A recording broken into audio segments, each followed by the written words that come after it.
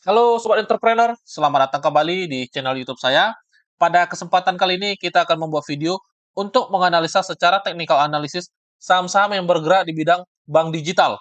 Namun sebelum kita sampai ke topik pembahasan, saya ingin ingatkan kembali kepada teman-teman semua, bagi teman-teman yang ingin bergabung bersama kita, trading bersama Mirai Aset Sekuritas, teman-teman boleh klik link yang akan kita sertakan di deskripsi. Nanti ketika teman-teman klik link tersebut, teman-teman akan langsung berkomunikasi dengan saya dan saya akan pandu bagaimana caranya untuk membuka akun Mirai Aset Sekuritas. Nah, nanti benefit yang teman-teman dapatkan ketika teman-teman tuh buka akun Mirai Aset Sekuritas under saya, teman-teman tuh akan kita masukkan ke dalam dua grup, yang dimana dua grup ini menjadi tempat atau wadah supaya teman-teman tuh mendapat sebuah informasi yang up to date, saham-saham yang menarik secara up to date, dan juga menjadi tempat supaya teman-teman tuh menjadi seorang trader atau investor yang berharap kita di kemudian hari menjadi lebih mandiri.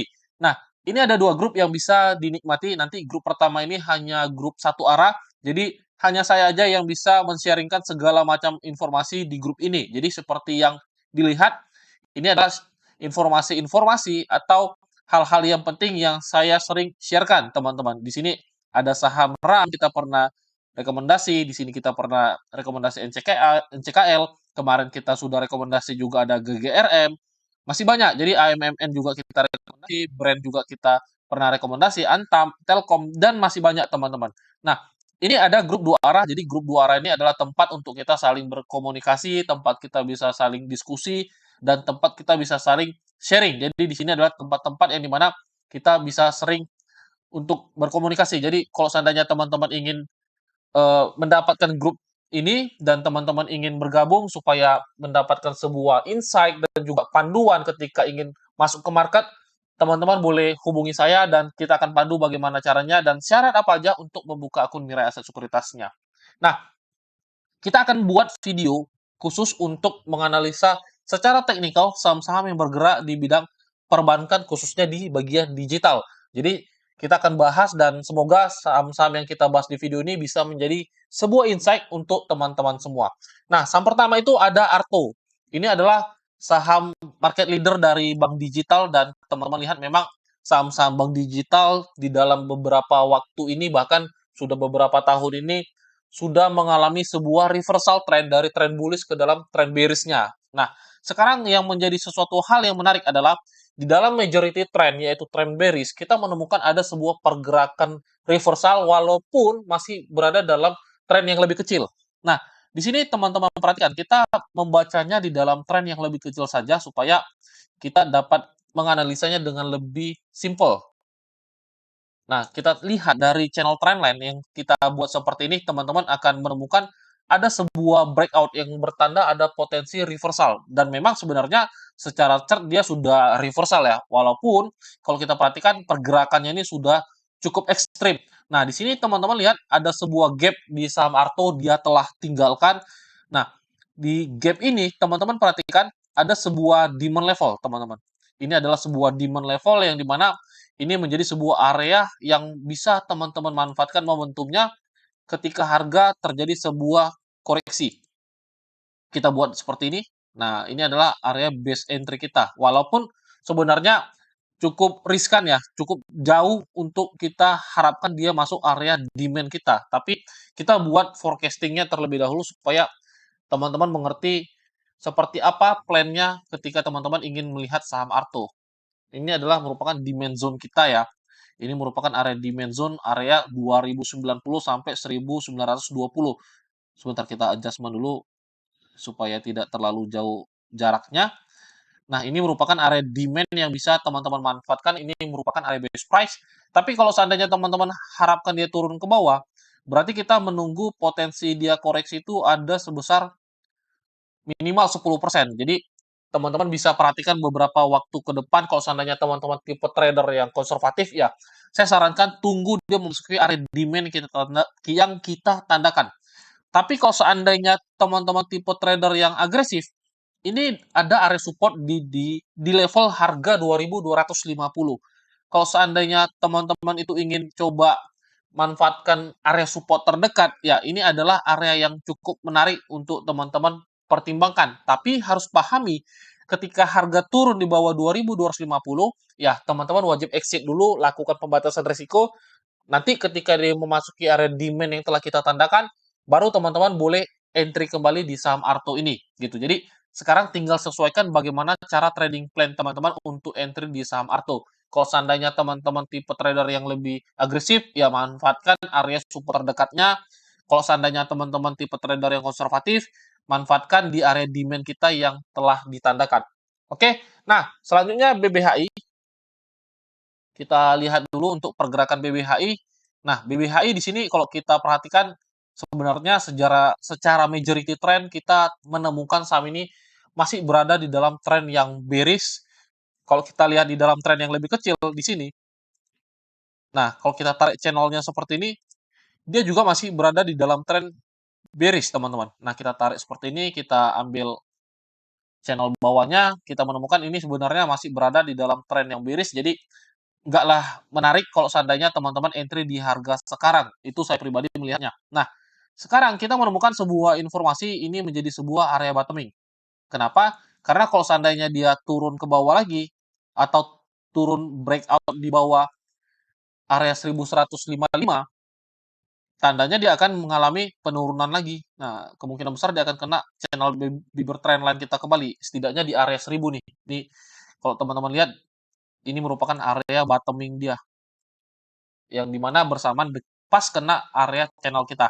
Jadi kalau seandainya teman-teman ingin entry di saham BBHI, saya sarankan setidaknya dia tunggu terjadi sebuah koreksi terlebih dahulu supaya resiko teman-teman tuh jauh lebih menguntungkan gitu. Jadi resikonya jauh lebih kecil.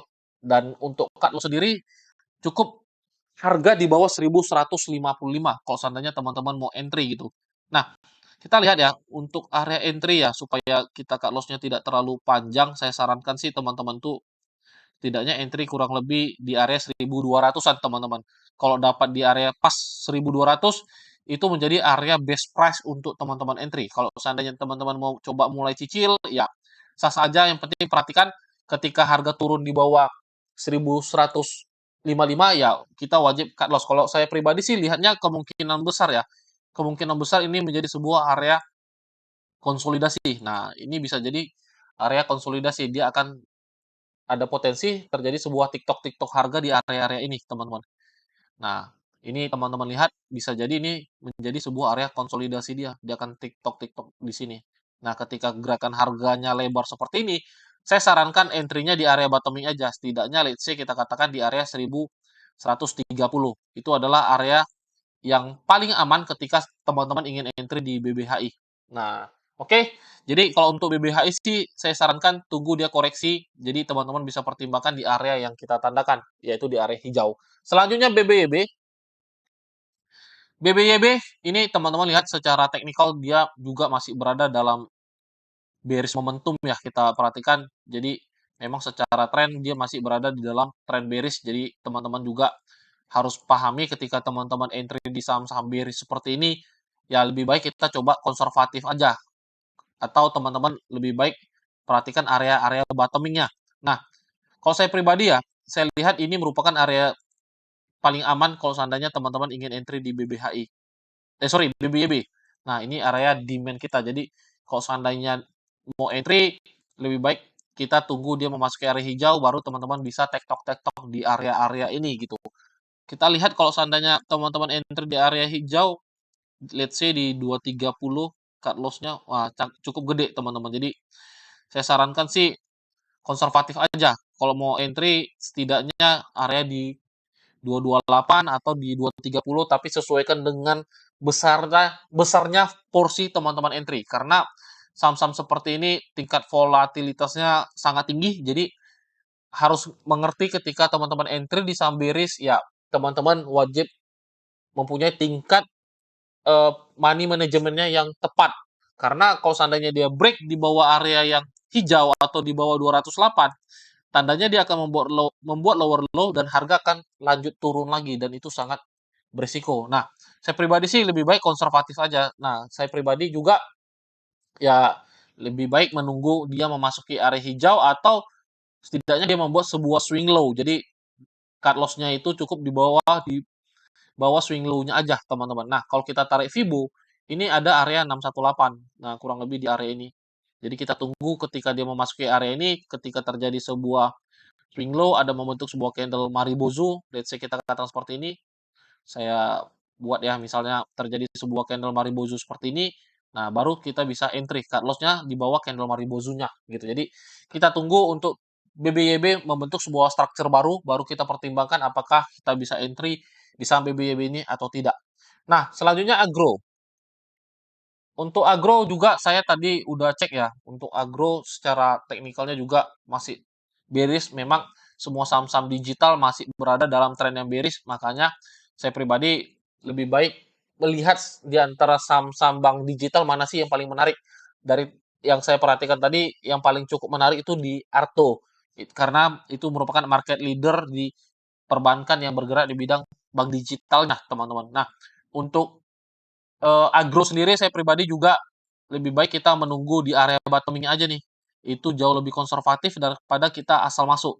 Karena saham ini momentumnya masih berada di dalam tren yang bearish dan masih strong untuk mengalami penurunan. Jadi secara structure marketnya juga belum ada tanda-tanda harga saham ini reversal. Apalagi ketika dia telah breakdown dari area konsolidasinya ini. Nah, kalau teman-teman perhatikan ketika dia breakdown di bawah ini, itu terjadi sebuah konfirmasi dia akan melanjutkan tren penurunan. Jadi kita tunggu struktur barunya terbentuk seperti apa, baru kita pertimbangkan di saham agro. Saya pribadi sih lebih baik skip dulu saham agro. Lebih baik kita coba cari bank digital yang jauh lebih menarik daripada saham agro gitu. Nah, BABP ini jauh lebih menarik ya. Saya lihat di bank digital daripada saham agro. Kenapa? Karena kalau teman-teman lihat ini telah terbentuk sebuah support yaitu di 58. Jadi kalau seandainya mau entry, cut loss-nya clear di bawah 58. Kalau seandainya harga turun di bawah 58, teman-teman boleh pertimbangkan alami cut loss terlebih dahulu. Nah, ini kalau teman-teman lihat ada sebuah potensi divergen ya. Ini ada potensi divergen, jadi ini teman-teman bisa manfaatkan momentumnya, lakukan buy on weakness, tapi disclaimer on ya, lakukan sesuai dengan risk to reward ratio teman-teman. Jangan nanti teman-teman entry tidak dengan plan teman-teman gitu.